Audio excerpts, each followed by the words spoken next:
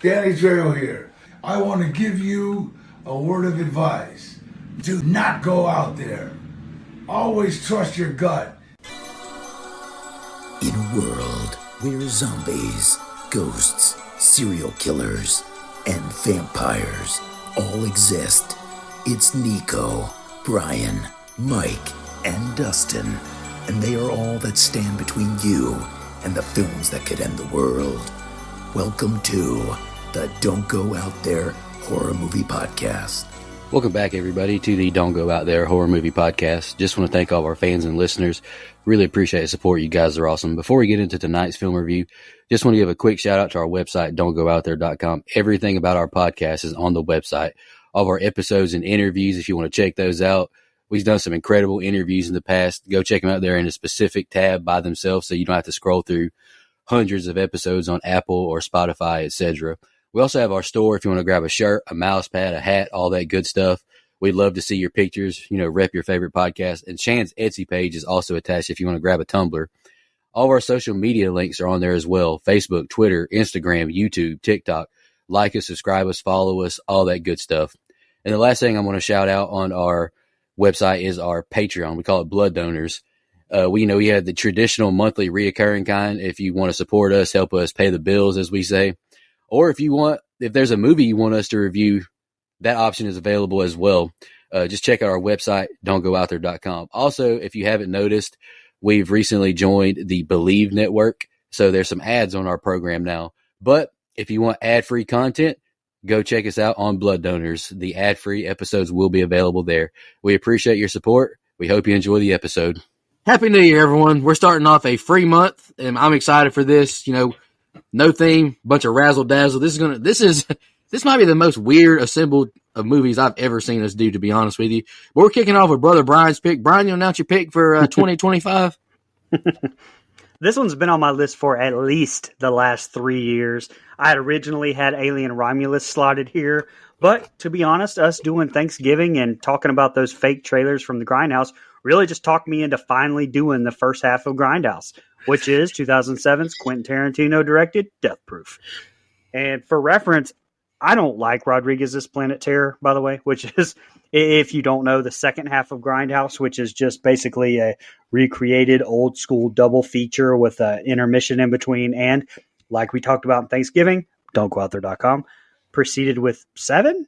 I think it's 7. Is it 7? Fake trailers for movies that actually look so cool. Some of them actually got made. But anyway, Death Proof, I've heard it described as Halloween meets Spielberg's first movie Duel or Vanishing Point, like they mentioned 55 times in this movie. But, so yeah, it's a car chase movie, but, it follows that slasher structure. I think I said during From Dusk Till Dawn review, episode 132, don'tgoouthere.com.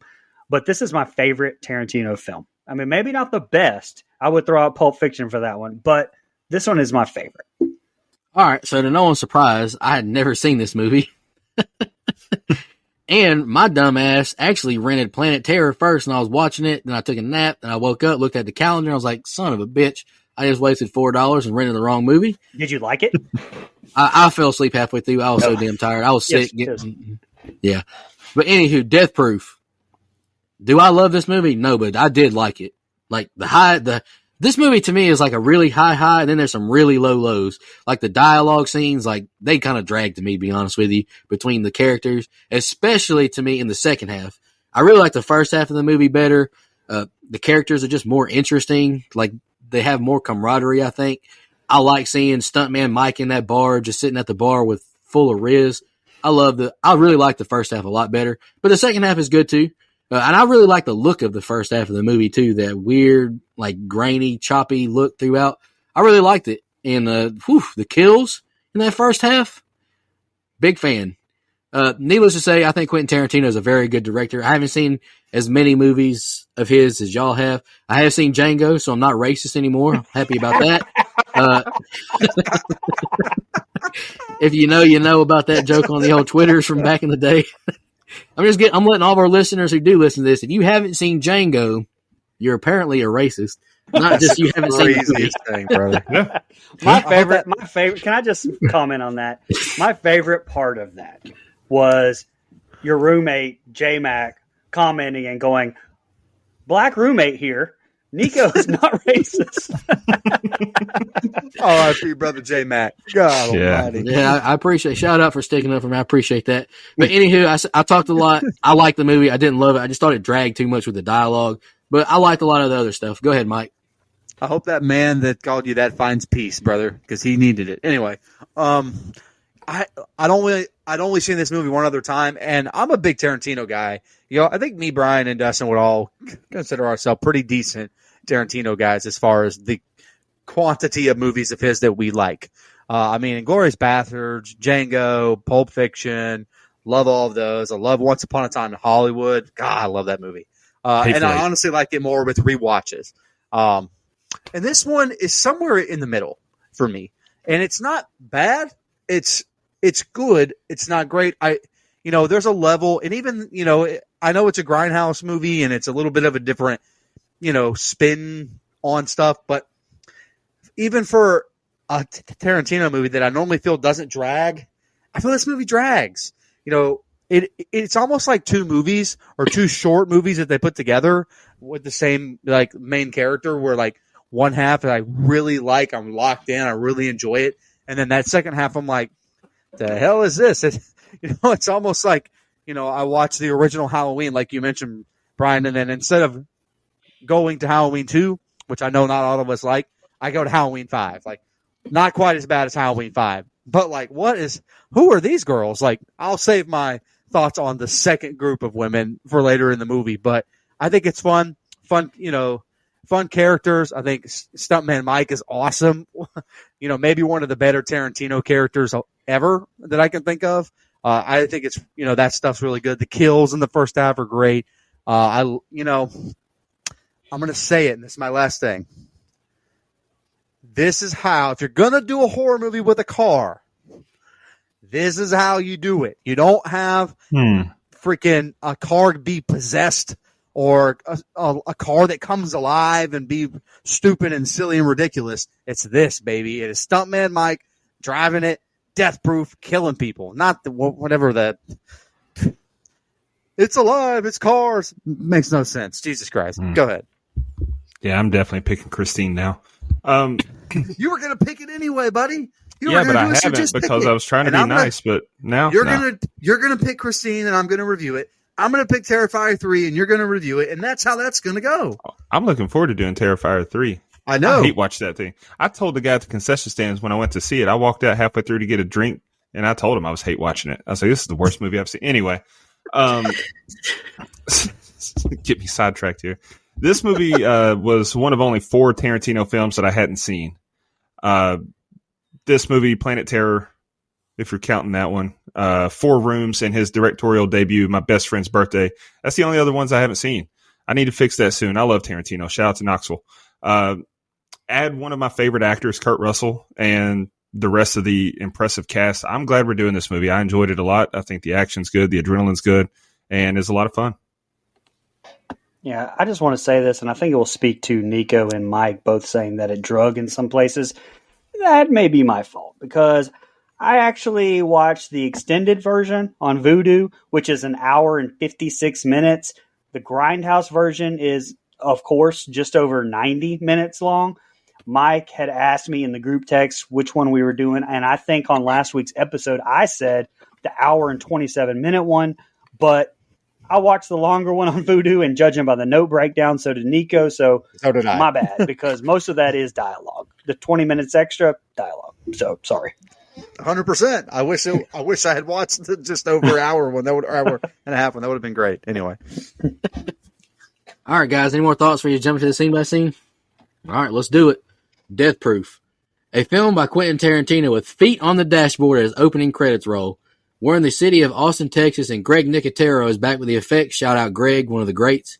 Stuntman Mike is flying down the streets as we cut to the 3 ladies in a car conversing. Jungle Julia says she's not the weed plug and tells them they're going to Guerrero's for Mexican and margaritas. And I didn't write down all the dialogue throughout. I'll let these guys get into that. Arlene tells them about her recent man experience having some girl talk. Shanna tells them no hooking up tonight. They're going to Lake LBJ tonight to her dad's lake house. Arlene wants to know where they're getting some weed, and they all cheer passing Jungle Julia's last billboard as a mysterious muscle car follows them. Arlene sees the car and he speeds off. Marcy sits down with him at the table, and Jungle Julia tells Arlene she shouted her out on the radio, and she acts it out with Marcy what she said. Marcy gets the drinks and acts it out with a thick country twang. Julia recites a poem to Arlene, and she says she has to give them a lap dance if a guy does that to her. She's a chicken shit if she doesn't do it, and you don't want to be a chicken shit. The ladies stumble out of Guerrero's laughing as stuntman Mike watches them, already having their pics in his window visor. The ladies go to Texas Chili Parlor now, and the vibes are immaculate. Jungle Julia just spun her head around enough to knock my brain loose as Eli Roth as Dove and Omar hanging with the ladies. Julia calls Lana Frank to come hang out with them. Julia sends an "I can't wait to see you" hurry message to Chris, scratching her head and joining the others. He replies, "Me too," and she smiles bigly, replying back, "XOXOJJ." All right, Brian, this opening set of scenes, what do you think? Yeah, so first of all, watching this by itself, you do miss out on those fake trailers we talked about. So if you haven't seen those, go look it up on the Tube of You. They're really cool. And the fact that some of them got made because of it's even cooler. I can't say that enough. But a lot of people I've read don't like the character development in this movie. But to me, this is a lot like Psycho, where, halfway through the movie, we get an entire new set of characters. But the acting chops on all of these girls are so damn good that, I buy it. It's engaging as hell to me. I don't personally need some huge 2-hour character arc for some of these girls. What we get is enough for me. I also love the film scratches as well, especially on the first half of this movie. Tarantino physically scratched the film to achieve that dirty look rather than digitally scratching the film footage. And, Nico already brought it up, but my notes say, well, speaking of Tarantino, opening up on a set of feet. I said, this man is a member of the, as Dustin so eloquently puts it, the Foot Clan. Is so damn obvious now when you watch everything after From Dusk Till Dawn, knowing that man may be Master Shredder of the Foot Clan at this point. But fun fact, right before the Grindhouse title, for like 2 frames, you can see the original title of the movie, Thunderbolt, pop up. It's kind of like the penis in Fight Club. Just bam, pops up out of nowhere. The line, "Have you forgotten what hanging out with Julia is like?" It's her being grumpy bitch, me calling her on it, and indulging her at the same time. Sounds like me and Dustin, I think, on our normal conversation. Anyway, also, I kind of love how Tarantino's films all live in the same universe.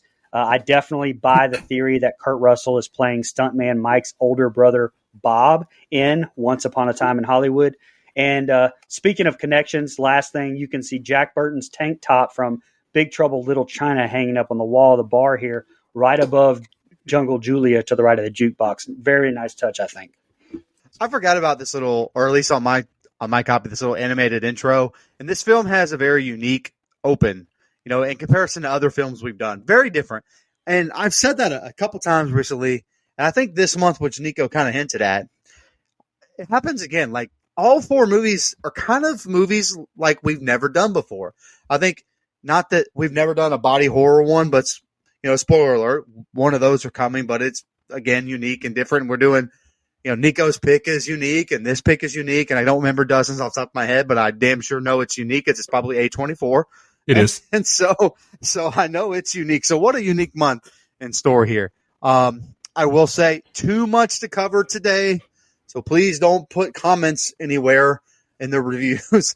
But the Weinstein situation, way too much for us to cover. But they're so featured prominently in the credits that it's hard to ignore. It's almost like the Benoit, Vince stuff that me and Dustin constantly have to deal with wrestling. It's like, do we mention these people? Do we not mention these people? Well, they were part of it at the time. You can't really just hide them forever. It's literally a movie made by the Weinstein Company. So that's the way it goes. Again, I've seen complaints on the internet about how the women talk, and I agree. Women don't talk like this, do they? And if they do, have I been hanging around different women than other people? This isn't how people talk to each other. Now, that doesn't make it not entertaining. It is very entertaining, but it is definitely written by a dude, and a dude like Tarantino who loves feet, which I also put in my notes as well. This man has a mind on him for sure. Your name wouldn't be Butterfly, would it? I love this back and forth where they are just kind of role playing with each other, but I just don't buy that the women would talk like this. Maybe I'm wrong. I'm not gonna lie, they were at that bar a long time, and I've never closed down a bar in my life. I've never been kicked out of one. Never got drunk on a stage and tried to sing and fell asleep in a bathroom and then pooped on my friend's porch. None of that ever happened, so I wouldn't know anything about that. Well, yeah, it did. But anyway. No proof. No proof. I love Baby It's You, a great song. I'm not going to lie, guys. This group would have me in a chokehold. Holy smokes. I wouldn't leave this bar either, brother. I'm staying. I love the way this is shot. You mentioned Tarantino scratching the film himself. I love that look, that dirty grindhouse look. The camera, the way it moves. I love the music, all of it. It is a really well-made, fun shot film. And then I have to look at a stupid Eli Roth cameo. God, stop putting this man as an actor in your films. This man can't act. What's wrong with you? Him and Tarantino, they're both actors in this movie. Worst parts of the film, for sure. I will say, these old school ass text on these old school phones, that's how Brian still texts. Go ahead, Dustin. Brian still uses T9. That's cool. Yeah, I do love the look of it, man. That 35 millimeter film being physically scratched, like, it looks so much cooler than having a filter put on. Because filters, if you pay attention, it's the same effects that they cycle through. Physically scratching it, you're going to get different images in the effects there. So I think much better. Classic Tarantino foot shot to open the after the animated scene. Like we've all talked about, he's a well-documented member of the Foot Clan. Weirdo. Hate seeing that scumbag Harvey Weinstein's name pop up on the screen. Especially, I mentioned in the group chat, but had to be really tough for Rose McGowan to work with him because the whole thing between them happened like a decade before this movie came out. So just really tough there and unfortunate. Hate that guy. And also, the girls are talking there. Can confirm. We do like The Thing better than No Thing. Absolutely.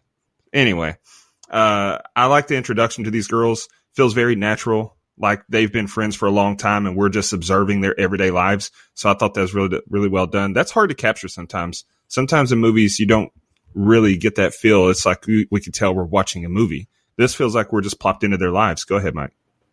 You said you like A Thing better than No Thing and nobody gavelled or paused you? Come on, man. Well, context matters, and the thing that they're talking about. Context. Wait a minute. Context never mattered for me. This is bullshit. Your context is always wild, though. But anyway, decent enough open to the movie. I'm liking it so far. All right, here's the set of scenes I got the most on, so bear with me. Jukebox kicks up, and Warren sends over shots they must do. That's the rules. Warren joins them at the table to take shots, and they slam the shot glasses on the table. Hella aggressive. Arlene goes out to smoke as Dov and Omar ask the other two ladies what drinks they want. Arlene notices the car from earlier in the parking lot. Nate scares her, asking to make out in his car. He whips out the handy-dandy umbrella, and she offers 6 minutes only, no whining when they're done, and he accepts. Stuntman Mike is at the bar fucking up a plate of nachos as we cut to Dov and Omar discussing their plan to get the girls drunk and get his banana sucked. Dov starts making fun of Mike's appearance as Mike turns around and puts his eyes on the ladies.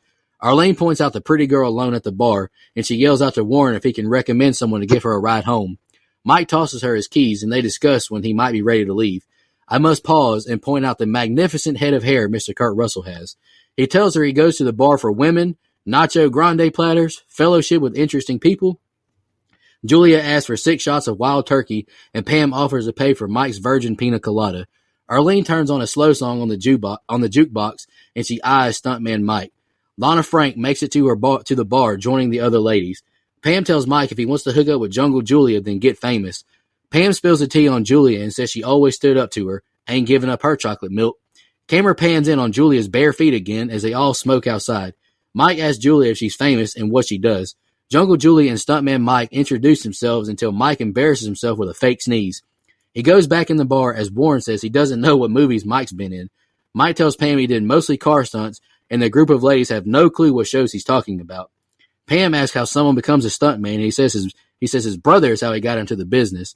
Mike brings Julia and Arlene a beer, and he recites the poem to Arlene. She perks up, and Julia says, already broke that dance off. Arlene says his car frightens her. Mike says he isn't stalking her, he just got lucky. He asks about that lap dance, He can tell her feelings are hurt from not being pestered all night and ask about the lap dance again. She says she'll give him a rain check, but he knows they're leaving for days. He whips out a book of everyone he's met, and he says he must file her under chicken shit. She asks his name again and says she's Butterfly and tells him to go get ready for his lap dance. All right, Brian, it's the next set of scenes. What do you think? Here we go. The best actor in this movie. I know Mike thinks so. No, it's not Eli Roth, who, yes, is in this scene hitting on Julia like Nico mentioned, but the man, Quentin himself, deserves an Oscar for this performance. Fuck you. Again, I know Mike agrees with me there.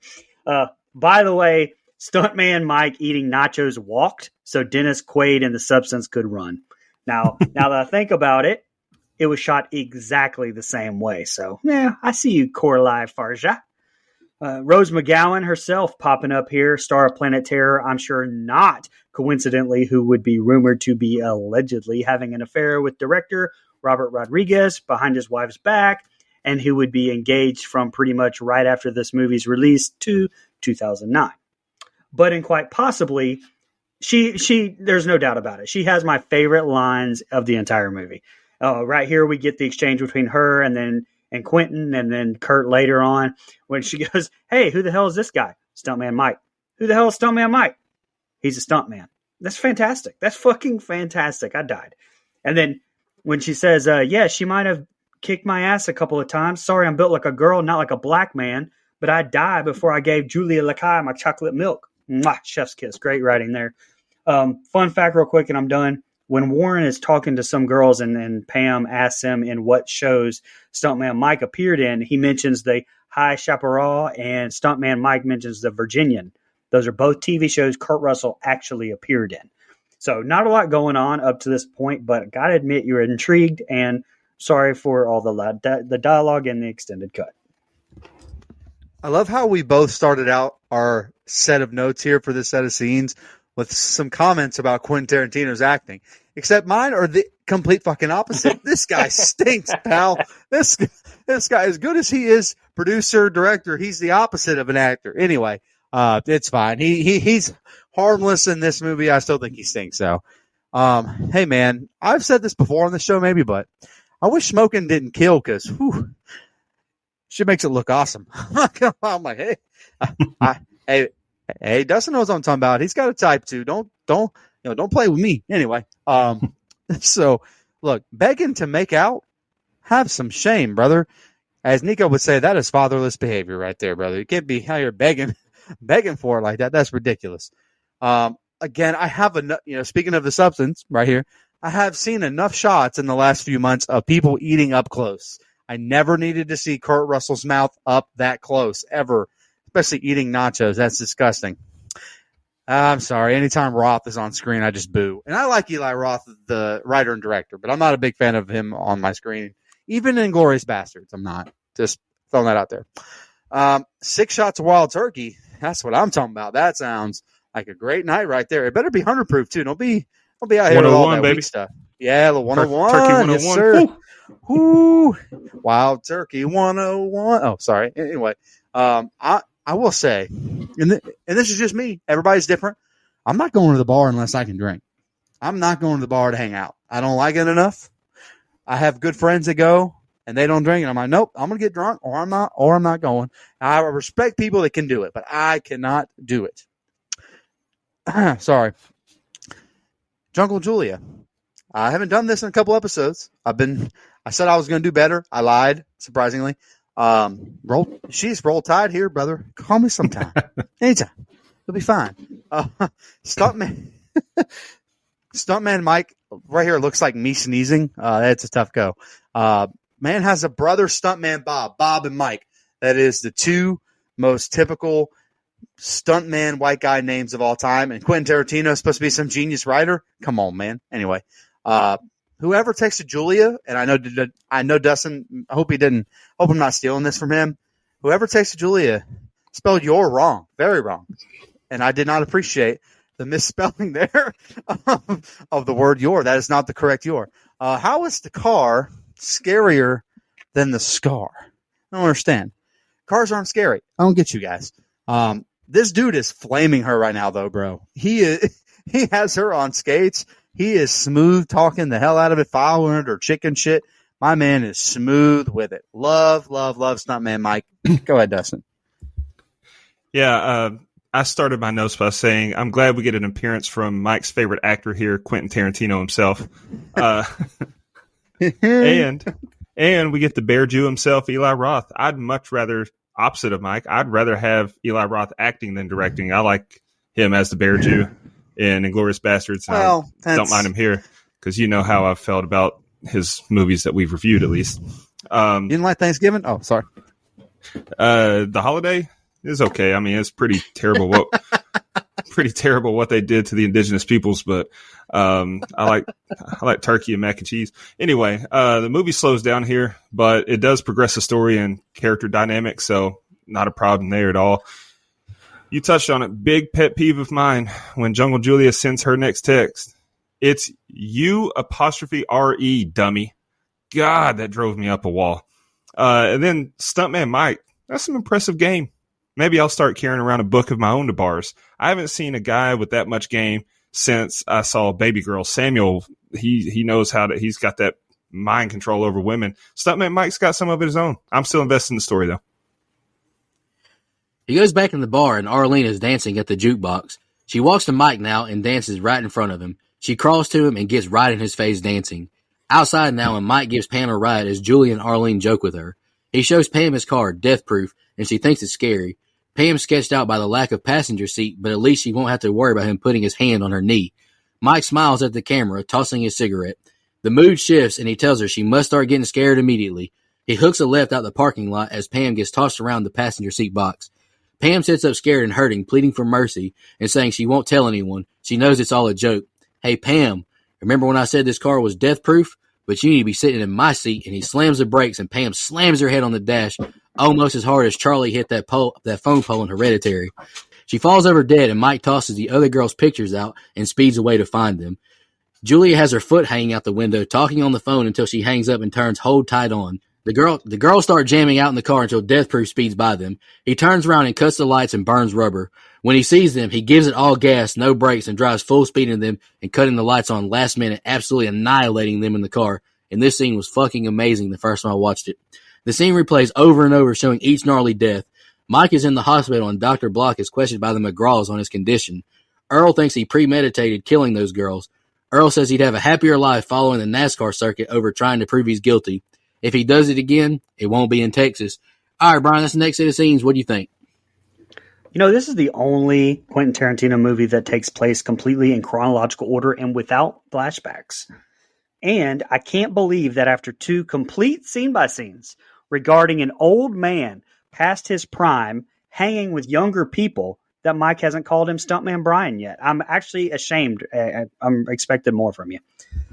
You're a married man. I don't think of you in the same Yeah, sure. thing as Stuntman Mike. He's out here spitting game.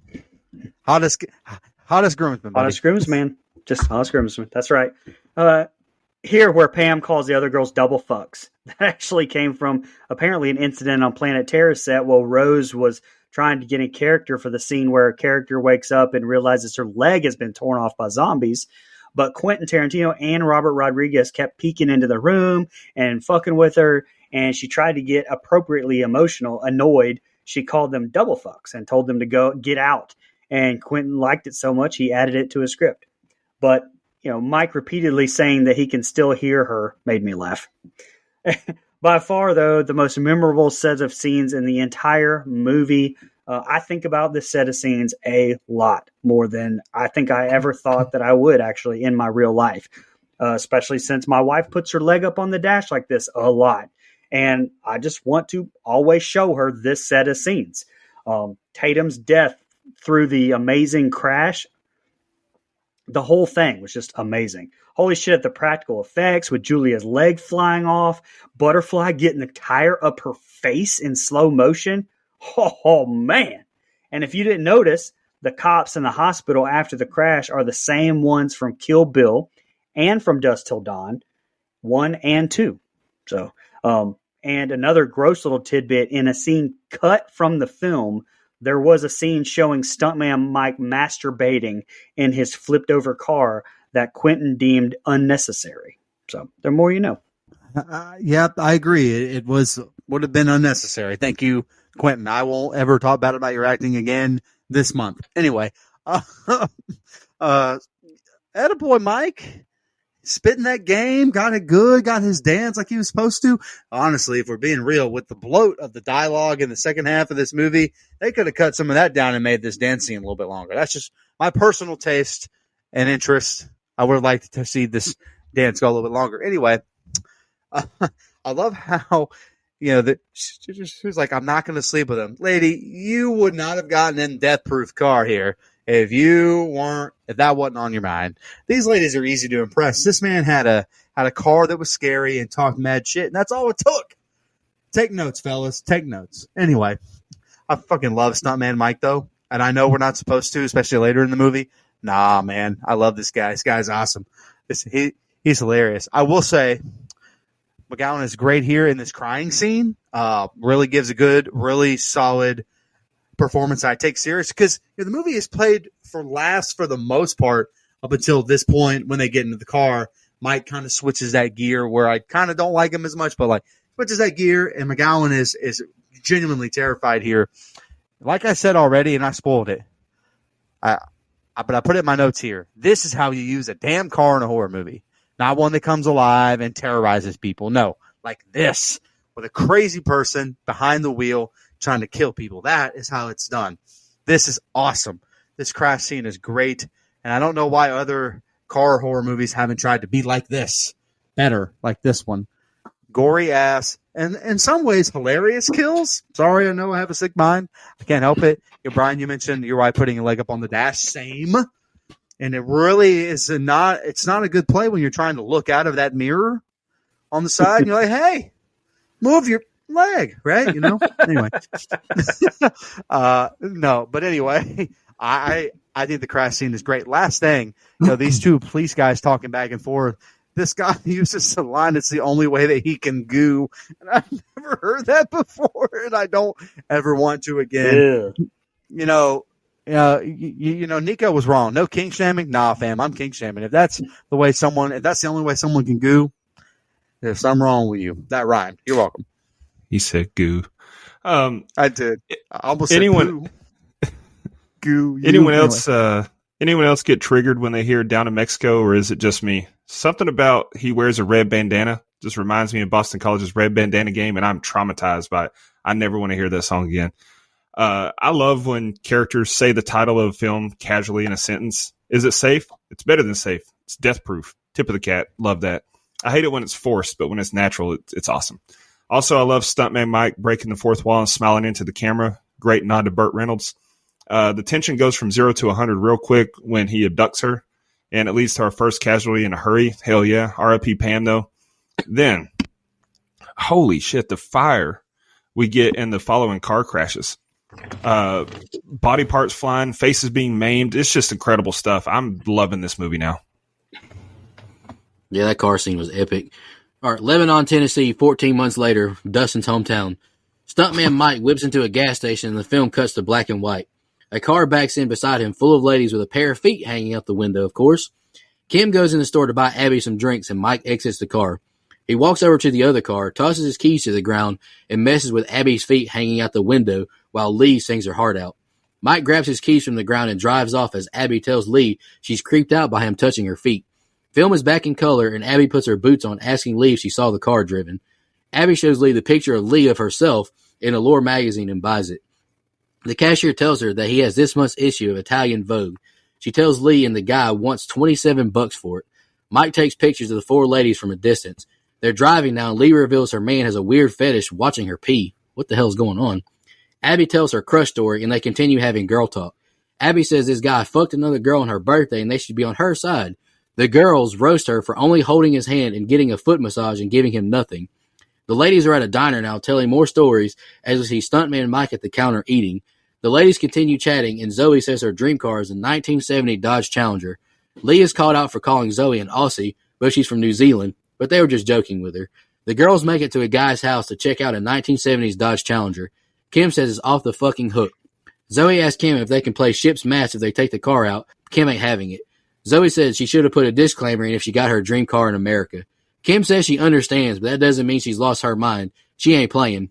Kim does the people's eyebrow and says she wants foot rubs, her back cracked, and moisturizer on her butt, and a deal is made. All right, Bryson, next set of scenes, what'd you think?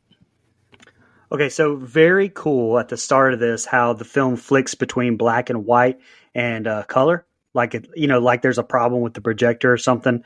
But can I say that yellow Mustang looks so fucking hot in color once it flips back? It stands out so well. It's hot. Just what a stylistic choice by Tarantino, too, because this is only a year later, but it feels like 20 years later based on the grain and the way that it's shot. It's almost like Grindhouse's two films, one shot by Rodriguez and this one being, I guess, two different films shot by Quentin, basically. And like I said at the start, an hour in, and we're getting all new girls we know nothing about. I kind of dig that, actually. First time I ever saw Mary Elizabeth Winstead in a movie was Die Hard 4. I'm pretty sure it was 4, when she was Lucy McLean. And yeah, this is our first time on our show, but it won't be our last because she's Michelle in 10 Cloverfield Lane. And don't you know, that's on my list to pick. And actually, in the extended version, to which, again, I did watch on Vudu, you guys watched it, my bad. There's a scene here where stuntman Mike fondles Abernathy's feet while she's asleep in the car, and then Lee isn't paying attention. When she wakes up from it, he pretends that he just touched him by accident. He walked by going to the car. Later, when he attacks the girls driving the Challenger, this explains how Abernathy is the only person who recognizes him from earlier. That's not in the normal Grindhouse theatrical version. And honestly, the rest of the extra 20 minutes, like I said, dialogue. That was the only really cut or added scene. So if you think the movie is boring and dialogue heavy already, don't watch the extended cut like you guys did. I'm talking to the fans, my bad. Last cool thing about Zoe Bell, real life stunt girl Zoe Bell. After she was cast, Tarantino told her that he would hire a second stunt person to take Bell's place in the stunt scenes where her face wasn't visible. Bell insisted on performing every stunt herself, saying if someone else were cast in her role and she was only performing the stunts, those were the stunts she would do. And Tarantino let her. She's a badass. Her credits are insane if you go look at her credits. I would love to have her on the show. Again, let me repeat. I wish smoking did not suck so much because it looks really cool right here what Stuntman Mike does it, man. Just makes him look more badass. Last time I'll repeat myself. I just don't think most women speak like this in groups to each other. Like I know some do, but like this dialogue feels unrealistic. It's funny, so I don't care. But I'm just like, they really talk like this to each other? And maybe they do. Maybe I'm wrong. Women that listen to the show, all please comment below. Please let us know. You know what? Maybe they do in Tennessee. Let me ask Dustin. Dustin, do women in Tennessee talk like this to each other since this is in Tennessee? Yes. Okay, fair enough. Anyway. I mean, I don't know. I don't think you can generalize. I get what you're saying, but yeah, there's definitely no, you can't generalize. A vast number of women who do. Well, good for Absolutely. them. My wife That's and her probably friend free. group, when I first met them, talk like this. Yeah. Well, that just means they talk like us, so no judgment. Just not believing it. Anyway, look, I know that she's using her headphone here, but when she had the iPod in her hand, she had the little jack hooked up. I thought it was to the car, which made me really nostalgic for having the tape thing that you put in and you hooked it up through your aux on top of your iPod because, you were poor and you had to find the right radio station or you had to, put it in the tape player, one of those back in the day. And then the tape ones would break, so you have to kind of wrap it around and get the wire to work again. Yeah, buddy. That's good nostalgic stuff right there. Anyway, again, this weird foot fetish thing. What are we doing, Quentin? We don't have to put this. This scene is unnecessary. This scene where some man Mike rubs her feet and licks them. It's weird. I don't want to see that. Again, no kink shaming, but I mean, kind of. So much. All right, I freaking hate feet, so that's not fair. Not everyone hates feet the way I do. And Nico put his foot on screen, nasty ass. I feel so much happened in that first hour, as we talked about, and then not much besides feet licking for a little bit here. Not much, whole lot of talking, and then someone in the car talks about the guy that has a pee kink too. What's this movie doing, man? What is this? What's going on here? Again, no shame, no kink shame, but kind of. I'll kink shame a little bit. Dustin, I don't know what you were about to say. don't know. I don't know, brother. Brock Lesnar's a fan. That's all I'm gonna say. Yeah, well, that's true. He is the beast incarnate.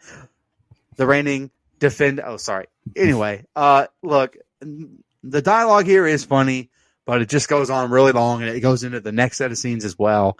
There's a 20-minute period of these ladies just walking, driving, talking, and eating. Why? I don't know. Something about a concrete ditch and penis sizes and Dodge Challengers, and I don't know, man. I tuned out at this scene at the table. I don't know what they're talking about, but I'm a little upset because the first hour of the movie I genuinely enjoy and love, and then I'm like, well, who changed it to the next episode? It's like a really good TV series where you're like, wow, that was a good episode. I'm going to keep watching, and the next one's a dud. That's how I feel about part of the second half of the movie. Yeah, Lebanon, Tennessee. Hell yeah. It's not my hometown, as Nico said. It's actually about 2 hours west of me, but still, that's cool. You know how much of a psycho you got to be to touch a stranger's feet like that? Only Tarantino would write that into his movie. What a weirdo. This set of scenes does slow back down as it introduces us to our next group of girls. But just like before, it's very well done and it feels very natural, so it doesn't bother me at all. I got a good laugh when Jasper walked from around the house and said, "What do you horny gals want?" Shout out to Jonathan. Is it Lauren? However you say his name. He's funny and everything. He's been in like every Adam Sandler movie ever made, but he's hilarious. I don't have much on this. I don't have anything else on this set of scenes, honestly, but I'm still enjoying the movie. You know, you brought him up. My first sentence in the next set of scenes goes, hang on, that dude they're buying the car from, is that the guy from The Water Boy? So, yeah. Nah, it is. Yeah, it is. Zoe and Kim tell Abby they're going to try and take the car on a ride. Abby says she's tired and wants to be in her room, and she's not making conversation with this guy while they have fun. Zoe tells Abby they're doing more than just driving fast. Kim says, we're doing you a favor. We're stunt people doing dumb shit. Abby says if she talks him into it, she gets to go. She's going to insinuate that Lee will blow him, and they all laugh. Annie asks Jasper if they can take the car on a ride, but he thinks they'll just steal it. She makes her pitch and shows him Lee's picture in the magazine. They honk the horn and tell Lee to get acquainted with Jasper, and they speed off. They pull over on an empty highway, and they ask nicely for Abby's belt. They speed off, and Zoe tells her to check this out, climbing onto the top of the car, holding onto the belts. She shimmies down to the hood of the car, telling Kim to drive faster. Abby gets in the front seat, and this is some crazy-ass shit. Stuntman Mike is watching them through binoculars and chases after them. The vibes are ruined when Stuntman Mike speeds into the back of them and the pursuit starts. Mike is side by side with them, bumping into their car. Zoe is hanging on by one belt as he continues bumping into their car until they finally get spun around. He chases him again, continuing to ram into the car. Mike swerves off the road to miss running into a truck, which flips over, but after getting his bearings, he's chasing after them again. Mike yells out to them, "That was fun," and adios. But Kim shoots him in the arm, and he speeds away. And the next set of scenes is the ending. Go ahead, Brian. Okay. The only thing I could think about during this entire very badass ship's mass stunt, by the way, was if that's real life and her crawling and scratching up that car, quite possibly putting a dent in the roof, obviously before Stuntman Mike comes along. But that's all I could think about was, man, the guy from The Water Boy is going to be pissed. And it does establish the bad acidness, if that's a word, of these girls and makes what happens later very believable to me. Because when Mike sees them doing that shit and gets in his car, you're just thinking like, holy fucking shit, like this is about to be gory, fucked up mess, like the first thing we saw. It is kind of ridiculous a little bit. Like she could have easily slowed down during this car chase, stopped the car without going at it with Stuntman Mike. But yeah. I started out calling him just Mike in my notes, but then I was like, what if people get confused with Mike Settle? So then I was like, I just went completely pure Bret Hart, Bill Goldberg with it. So he's just Stuntman Mike, Stuntman Mike, Stuntman Mike.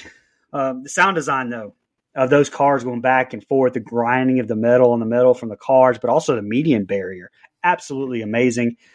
Again, though, why did they not just stop when Stuntman Mike flew off the road the first time? I don't know, but the ending with him getting shot came out of nowhere. That surprised me. This motherfucker has met his match, and I'm ready to see how it ends. I don't know if I've ever been a little drunk and hungover. Like I am typically I'm still drunk guy or I'm a hungover guy. I don't know if I've ever been both. But maybe I'm wrong on that. I can't remember. Look, they're treating their friend, this woman, like how these other two in this group treat me and Nico when they talk about Marvel. Like we're just simpletons, dummies that don't get it, or how we all treat Brian about A24, whatever. Just rude to their friend is all. That's not right. This guy, you mentioned The Waterboy. This guy being in any movie that isn't a Sandler one is hilarious to me because I can't think of a non-Sandler movie that he's in besides this one. He probably is. I didn't look it up. I didn't do my research. That's on me. I don't know if he's in other movies, but I feel like he's just in Adam Sandler movies. Except, yeah, that one. Except, yeah. Except this one, which he's in this one for a very brief period of time. Well, yeah, that's true. I haven't seen Kill Bill in a long time. But you're right. These ladies are more annoying than the first group, man. I can't help it. There's times when they're talking, they just talk and talk and talk like I do, and I just want them to shut the hell up the same way people probably want me to shut the hell up. So I'm just almost waiting on Stuntman Mike to kill them. It's kind of crazy. Hey, man, they play this game with the you're on the hood of the car. I don't know what you're getting out of it, but it's a little weird. I don't know what's the thrill there. I guess it's like a adrenaline rush. I guess I don't know. Then Stuntman Mike comes up from behind, baby. Let's go. By the way, Mike is a great name, so great choice there, Quentin. I'll give you a good nod there for dialogue. Hey, how do you think I'm going to feel while we do Stranger Things and I have to use Dustin over and over and over again? So that's and Mike. And Mike, yeah, and Mike, Dustin and Mike, yeah. Y'all see, Dustin, we're more like Stranger Things on this show than you give us credit for. Anyway, this scene is great though. Mike getting out of the car and then adiosing them is awesome. Like and then bam, he ends up getting shot, which I think was a surprise twist I did not see coming. So I did like that, but I'm almost rooting for the bad guy. They annoyed me so much. And they still annoy me to the end, honestly, but I am ready to see how it ends. Yeah, so I got to start by saying Abernathy's outfit really reminds me of one of my favorite lines from Eastbound and Down. Season 1, episode 4, Kenny Powers tells his girlfriend, "Honey, I love you. I think you're a terrific girl, but you have clothes like a fucking dickhead." And I feel that way. I feel that way a lot with women's fashion. It's like, what is that outfit? She's got a long skirt on, cowboy boots, and a bright pink t-shirt. Just awful. Action picks back up when Stuntman Mike catches up to the girls on their little joyride, and it's super tense. I mean, Zoe's on the hood of the car. She loses her belts. The car is flying. Adrenaline in my soul. Only thing missing was a telephone pole. But I do feel like if Zoe's a trained stunt woman, she probably could have climbed back in the car window while Kim was driving. I mean, maybe not. I don't know, especially when Mike went off the road there and they had some time. Like, Kim should have slowed the car down a little bit and let her get inside. That just stood out to me. But they scare him off. Yeah, Kim is a terrible shot, by the way. And all I can think is, how the hell are they going to explain this car to Jasper? Like you said, Brian, like that car is trashed. But I'm excited to see how it wraps up. All right, here's the ending. The ladies are crying, and Zoe jumps up cheerfully, saying she's okay. Zoe asks, "Where's the maniac?" and they decide to chase after him. Abby says, "Fuck that to being left behind, and let's go kill the bastard." Zoe grabs a steel pipe and hangs on the side of the door as they speed after him. Mike drives off and stops, screaming in agony. He grabs some liquor and chugs it. He takes another drink and pours some on his wound and screams in pain. Suddenly, the car is rammed into from behind, and Zoe beats on the car with a pipe and hits him before he speeds off. They chase after him now down a dirt road. Kim gets real sexual, saying she's going to bust a nut in this redneck lunatic. All right? The two jump a ramp and are on the interstate now with other vehicles as a groovy score plays. The ladies catch up to him, and he apologizes, saying he was just playing around. Mike drives through a theater sign and slams his brakes in front of them, causing them to veer off the road. He thinks he's got the coast clear, but the ladies are on a road right above him, and they crash into the back of his car, causing him to flip over.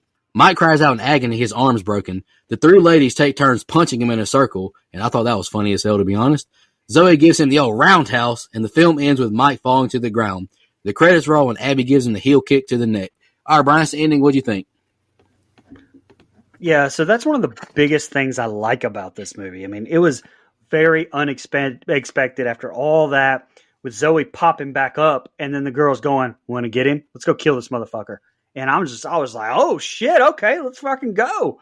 I love the ending. Kurt Russell played someone who had just been shot twice so damn good, almost crying like a little bitch compared to the evil, cool-headed asshole that we've seen hell, his entire career.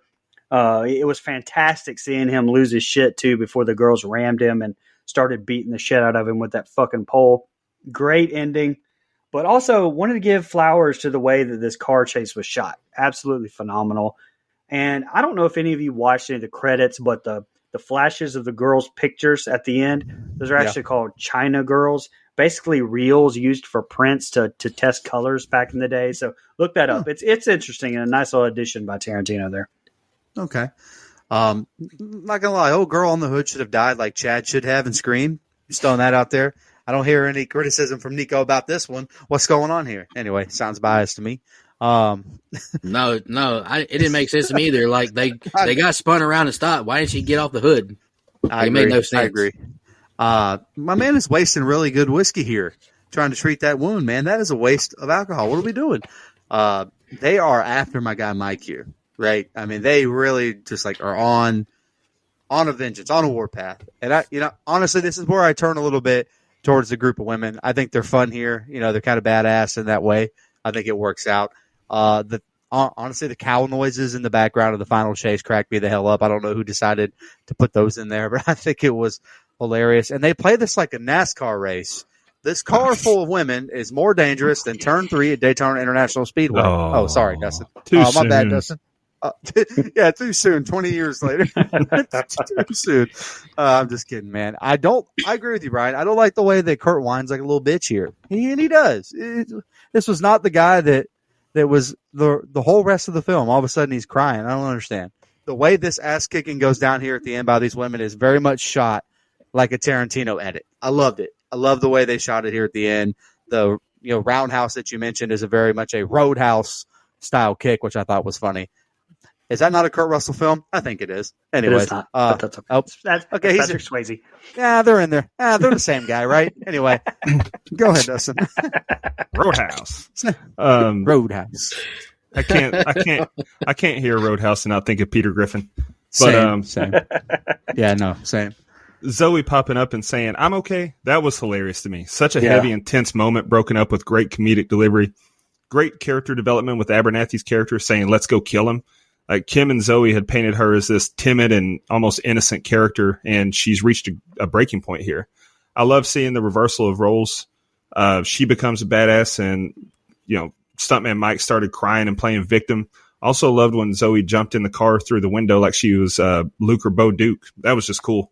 And the random motorcyclist flipping over his handlebars into the wall was absolutely hilarious to me. Like he nailed that wall. I love the shot of the girls in the Challenger emerging on the road above stuntman Mike when he shows relief. Like he looks relieved because he thinks he's in the clear, and then boom, they got him. And then they just beat the absolute shit out of him, and we get a very abrupt yet satisfying ending. So I liked it a lot. Yeah. All right, guys, into our social media comments and questions. I got Instagram pulled up. First comment is from Making X2. Big fan of the show. We appreciate it. Happy New Year. The woods are lovely, dark and deep. Death Proof is one of my favorite Tarantino films. I love the retro modern style of the first half, but I love the girls in the second half. Thanks for the reviews. They're a fun listen. Hey, we appreciate that. That means a lot. Thank you. Wolf_dad commented, Happy New Year with a fireworks emoji. Appreciate it. Happy New Year to you too. And the last comment we have is from ass_clap. Whoa. Nice. Nice. Happy New Year's, boys. Although I did enjoy this movie a lot, did the pacing bother any of you? Did it get slow at times, or was it worth the payoff? Yes to both. It was worth the payoff, but I did think a lot of the dialogue, especially in the second half, drug. Yes, I agree. Sorry. I've got Thanks, Brian. I've got X, the artist formerly known as Twitter, pulled up. Shan said, I got to see this and Planet Terror in the theater the way it was originally intended, back to back. Death Proof was definitely the one I enjoyed more. I love the cast, and Kurt Russell as stuntman Mike was such a great role for him. It's not Quentin Tarantino's best movie, but it is one I enjoy. Sorry, I couldn't read. Mookie said, underrated Tarantino movie. The car scene with the stunt chick just hanging on by a hand is incredible. Wish this movie got more love. I don't know if it's because people just don't enjoy grindhouse/exploitation movies anymore or what. I probably agree. That guy at Millhouse14108, I always like saying his name. That's just funny to me. Said, this movie was a lot of fun. Tarantino always nails the music in his films. Down in Mexico has been in my regular rotation for years since watching this. I'd be doing a disservice if I didn't at least bring up the car crash scene. Rosario will need more than a towel to clean off that Firestone facial from hell. 7 out of 10. Love the show, fellas. I think I'm going to start calling him Quentin Tino from now on. I kind of like Quentin him, to be honest with you. On the Book of Faces, we only have one comment. Joey Keene. I've always enjoyed this film, but I'm not always sure why. I just want to live some mysteries. His Grindhouse movies and I will always stop and watch. Over the top and a lot of fun. And then somebody loved it, which was Nico. Okay. All right. Y'all got any fun facts you want to share?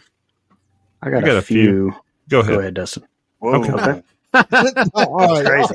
That was crazy. All right. Michael Parks, Marley Shelton, Elise Avalian, and Electra Stone, Rose McGowan, and Quentin Tarantino are the only performers to appear in both Grindhouses, Parks, Planet Terror, and Death Proof. According to Tarantino Universe aficionados, this is the third appearance of Jungle Julia. The first was as Unruly Julie in My Best Friend's Birthday, and the second was as Wayne Gale's assistant in Natural Born Killers. When Abernathy is talking to her friends in the Mustang, she relates that she let the film director give her a foot massage. In Tarantino's Pulp Fiction, Marcellus Wallace threw one of his associates out of a window for giving his wife Mia a foot massage. Great. And Mary Elizabeth Winstead and Rosario Dawson would later star together in the Disney Plus Star Wars series Ahsoka as Hera and Ahsoka, respectively. And speaking of Star Wars, Mary Elizabeth Winstead is married as of 2024 to Obi-Wan Kenobi himself, Ewan McGregor. I thought you meant old man Obi. Anyway, that would be crazy. Well, that'd have been a little while. Is he even still alive? He was. I was about to say he was old in 77. So, all right. Pretty cool. I didn't have any of those. So here we go. Tarantino came up with the idea of Death Proof while he was having a drunken hotel night with his friend Sean Penn. Tarantino wanted to buy a Volvo because he, quote, didn't want to die in some auto accident like the one in Pulp Fiction. In regards to the safety of the car, Sean Penn said, well, you could take any car and give it to a stunt team, and for $10,000, $15,000, they can death proof it for you. The death proof phrase had stuck to Tarantino after that. The jukebox is Quentin Tarantino's own. It was trucked in to Austin to be used in the film in its very own rig. The list of songs on it is also handwritten by Tarantino himself. It's also the same jukebox from the opening diner scene of Natural Born Killers, which I plan to pick one day. The drive-in theater advertisement sign that stuntman Mike crashes into during the final car chase lists the Australian horror classic film Wolf Creek, which we reviewed, don'tgooutthere.com, one of Tarantino's favorite horror films. In fact, when production of Death Proof was in its early stages, Tarantino briefly considered the main actor of Wolf Creek, John Jarrett, to star as stuntman Mike. Here's some other names for you. Mickey Rourke, Sylvester Stallone, John Travolta, Willem Dafoe, Kal Penn, John Malkovich, Ron Perlman, and Ving Rhames were also considered for that role. Now, I hear all those names. So I'm like, yeah, cool. Kal Penn? Kumar? What? That's crazy. Crazy. What? His name also sounds like a cow pen. Anyway. And the last one I have, I think you'll get a kick. I think you'll get a kick out of this last one. It's the most in-depth I've ever gone. Rose McGowan played Nitro Girl Sasha in the top 5 comedy of all time, Ready to Rumble, with David Arquette. She was also in Scream, of course. Marley Shelton was in Never Been Kissed, Scream 4, and Scream 5 with David Arquette. Kurt Russell was in Bone Tomahawk with David Arquette. Jordan Ladd was also in Never Been Kissed with David Arquette. Rosario Dawson was on the Rocky Horror Musical live stream event in 2020 with David Arquette. And Erlen Epper, who plays Lana Frank friend number 1, was in Buffy the Vampire Slayer with David Arquette. David Arquette might as well just been in this movie. Seriously, they should have put him in the film. What in the world, man? He should have been stuntman Mike. Oh, No, dude, no. perfect 10. Perfect 10. Absolutely not. Jesus Christ. Also, this is a much better Kurt Russell film than Bone Tomahawk, so I'm glad we got around to this one because that one stunk, pal. Anyway. I'm sorry. I just like digging it, Brian. I'm sorry. Unnecessary shot, Brian. I apologize. Like, what? Hey, what did you say fuck me for? Anyway. All right, I'll go. I said I'm going over the money now, pal. I got you. I promise. This movie was made, which is crazy to me, for $30 million. Where'd that go? Don't know. I guess to Kurt Russell. And then it made $31.1 million. So congrats, I guess, man. And I'm not shit talking. I mean, it was a little grindhouse movie released a different way than most of his other films. So I don't think he was expecting it to be a big moneymaker for him. But $1.1 million is not great, but not nothing. Not losing money like a movie we covered last week, Under the Skin. Anyway, go ahead. I mean, it is a double feature in a theater, so you're talking about like a 4-hour dedication somebody's got to come to. Brian, I promise the whole thing was just a setup to shit on Under the Skin. That's all it was. I promise. Wait.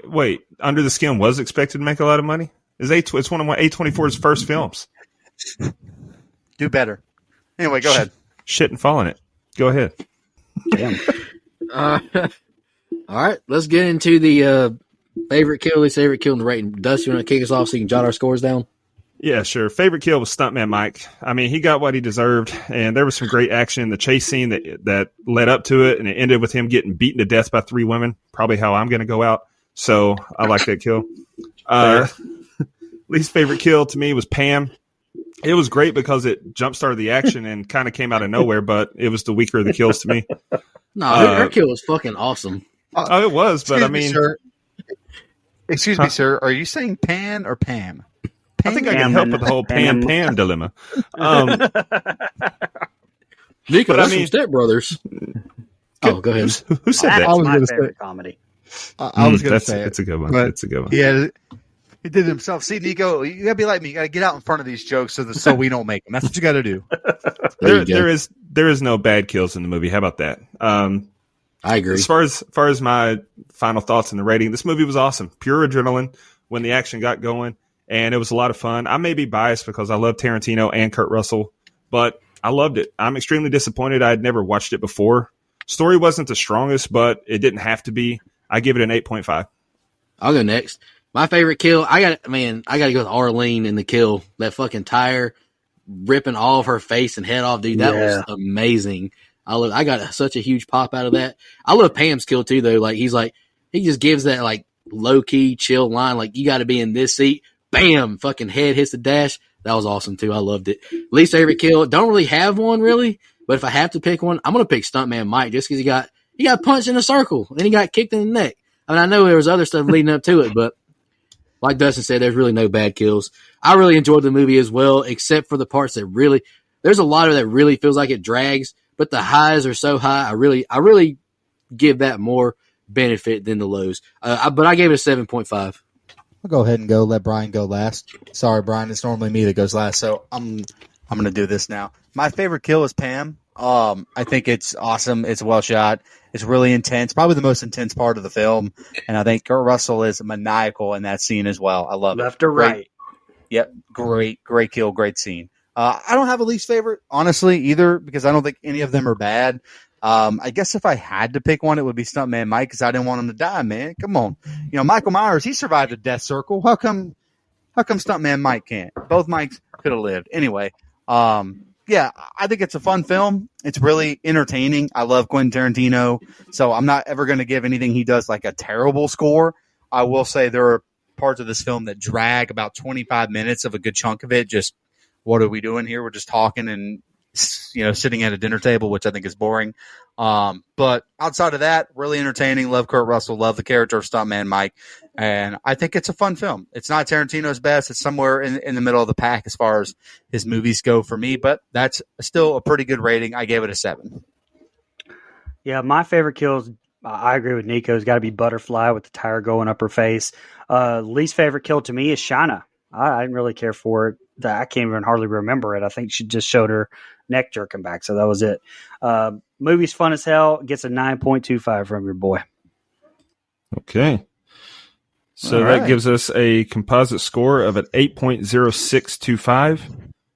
Internet Movie Database has it at a 7. Rotten Tomatoes 65%. Letterboxd 3.6. So we are a little bit higher, but we're the experts here. I don't know what Rotten Tomatoes knows. They can piss off. Anyway. It was a good pick, Brian. This is a little razzle dazzle. We definitely have not done anything like this. It was fun though. Any final thoughts on Death Proof before we just shout out our blood donors and Mike can announce his pick for next week? All right, shout out these blood donors real quick. Legendary blood donor Dana Tucker. I have no idea how many times you've donated at this point, but we appreciate it. Shout out Dana. Absolutely. Camper level reoccurring Nina, the Horror Movie Crew podcast, Alex Selgin, Michelle Mirza, Chris Manley, and Steve Schmidt. We appreciate y'all. Camp Counselor reoccurring Edwin Hernandez Gunn, Joe Swinford, Adrian Aiello, Brian Samick, Andrew Ferguson, Brooke Maley, Heather Superdoc, Jennifer Davis from the Too Close to Home podcast, Dana Tucker, Cole McAlexander, Max K, and Madison Arzola. We really appreciate y'all. Shout out Madison. I just saw on her Instagram stories that she got engaged, so congratulations on that. We appreciate all of our blood donors. Mike, announce your pick for next week. Yeah, buddy. I'm excited. We'll finally get to do it. I'm going to your favorite horror year in a while. Going back all the way back to 2024, baby. We are doing The Substance. Demi Moore, Margaret Qualley, Dennis Quaid, et cetera, et cetera. Can't freaking wait. We haven't done a good body horror film in a long time that I can think of, I guess, since The Fly, which, how about that one? We haven't done that one. We haven't done The Fly. See, there we go. It's on my list. Anyway. I haven't seen it. I've heard it's good, though.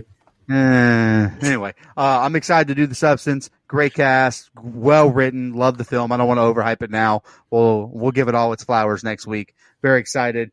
And I'm going to stop talking because I wanted to be done at 9:30, and we're going to end up going 1 minute over. Damn it. Now, I appreciate you listening. Hang it up. 8. Oh, damn it. We missed it. Jason Apes. Just want to remind everybody,